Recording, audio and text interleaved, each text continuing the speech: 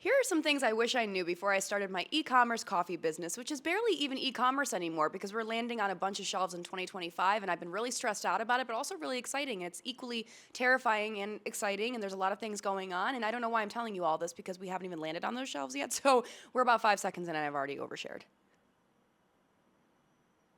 Cheers. What's up, guys? What is up, fam? It's your girl. It's been a long time since we've done this. Why? Because I've been absolutely losing my mind the last 3 months in like the best way possible. Not always, but we'll get into that. I hope you're doing well and thank you for joining me today. So, I want to talk with you guys about this topic honestly for a while now. I've been meaning to make this video for quite some time.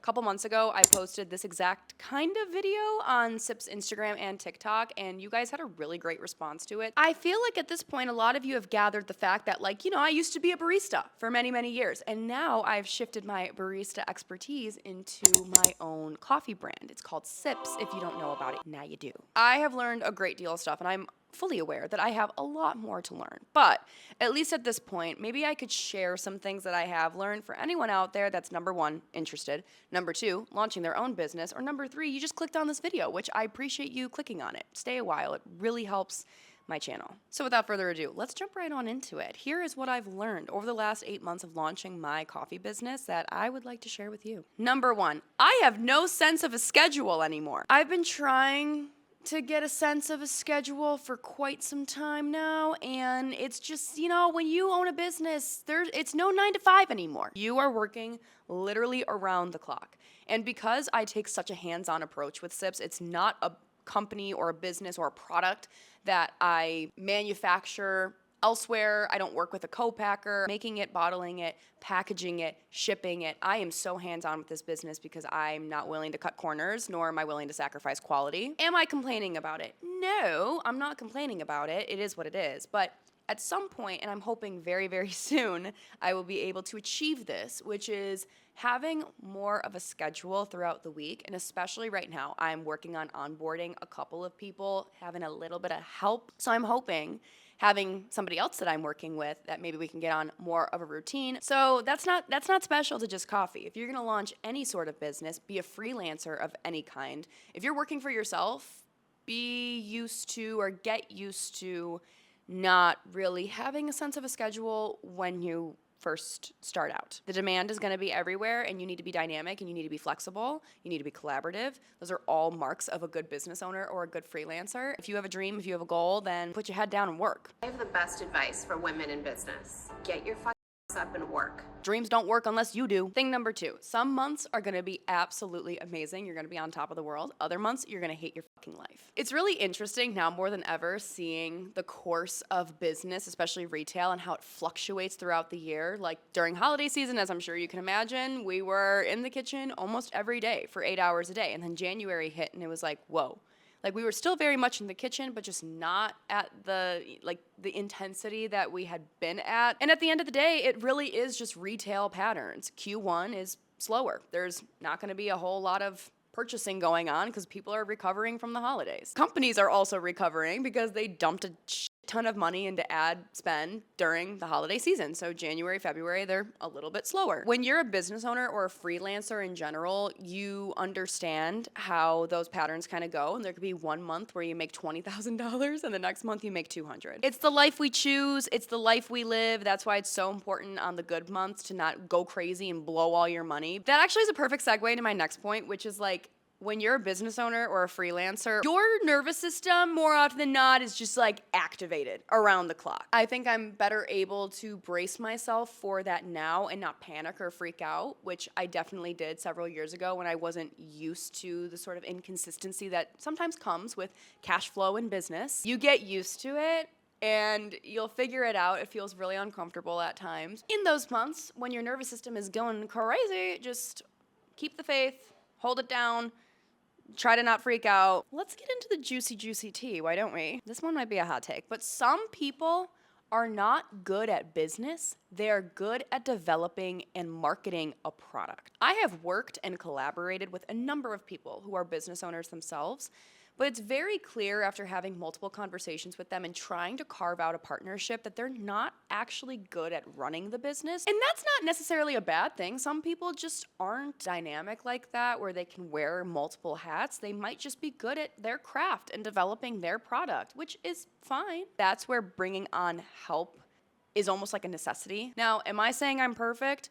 No, but I have learned quite a bit about being dynamic, wearing multiple hats. All you can do at the end of the day is control how you react and how you conduct business. Actually, now that I just said that, let's discuss that a little bit more too, because in the past 8 months, I have run into this a couple of times. I was telling my mom and dad about this, and my dad said something to me that is very, very true. He pointed it out that since I was in college, really, when I started my first business and I was really just getting into entrepreneurship in general, my dad has always saw this in me that I lead with more of a male mentality when it comes to business. Women in general are more emotional and emotion based, and there's nothing wrong with that, okay? You came from a woman, don't fucking hate on women. People in business that sometimes they lead with their emotions versus logic. I'm somebody who I lead with logic, okay? If I'm upset with you or if you did something or something that I'm not happy about, I'm gonna have a conversation with you about it. It's very simple. Let's have a conversation, let's communicate, let's figure this out amicably so we can put it to rest and move on. A lot of people are not like that though. They would rather either project what's going on in their personal lives into their business, which makes it extremely hard as the other business or even as the other creator at times to work with said person, said business. And then there's also people that just get their feelings hurt sometimes, that get extremely butthurt over nothing. And I'm sorry, maybe this is the Aquarius in me at the end of the day. I'm a very much speak up or get the fuck over it kind of person. If you've got a problem, say something, let's figure it out. If you're not gonna communicate it, then it is very much your problem, not mine. But I think there are a lot of people out there that definitely lead more with emotion than they do with logic. And again, I'm not faulting them for that, but if you want to have and conduct a successful business, at some point you're gonna have to take your feelings out of it and just lead with your mind versus your heart. I mean, obviously always lead with your heart, but I'm saying it from like an emotional standpoint. Another point I have is lead with logic, not ego. So in the same vein, don't lead with emotion. Don't also lead with ego either. There were a couple of events that Sips almost entered into that were more for fueling my ego versus advancing the business. And I had to have a sort of introspective, reflective, whatever, oh my God, that just scared the shit out of me. My camera bag just dropped. Hello? God? I had to have conversations with myself and be real with myself and be like, okay, I am trying to enter into this event because it would boost my ego. It would boost, I could invite this person and that person and we'd have this and this photo op and whatever. And there were moments I had to kind of check myself and be like, okay, but is that actually sustainable for the business? Is that actually benefiting the business? What's the ROI here other than me stroking my own ego and having something to post on Instagram? And in those moments, it's okay to check yourself. Sometimes as humans, we kind of get carried away and there's nothing wrong with that. But sometimes you just have to be very honest with yourself and ask like, hey, is this actually doing something for the business or is this just doing something for my ego? Be transparent with other people, yes, but also be fucking transparent with yourself. My next point, get real good at the art of negotiation. When somebody throws out a number, that is not the final number. And if it's the final number in their head, then that's just not a business that you're gonna align with, and that's okay. In a negotiation, sometimes not everybody gets exactly what they want, but they get 80% of what they want or 90% of what they want. So it's not perfect, but it's almost perfect. And I always say that very good is the enemy of perfect. So don't let something not being perfect hold you back, or don't let go of an opportunity that's really good just because it's not perfect. Negotiation is something we all need to learn. And there are a lot of people in this world that are really good at negotiating that will bulldoze over you if you aren't. So don't let that happen to you. Okay, these are the last couple for now. The next one I'm gonna say is influencers.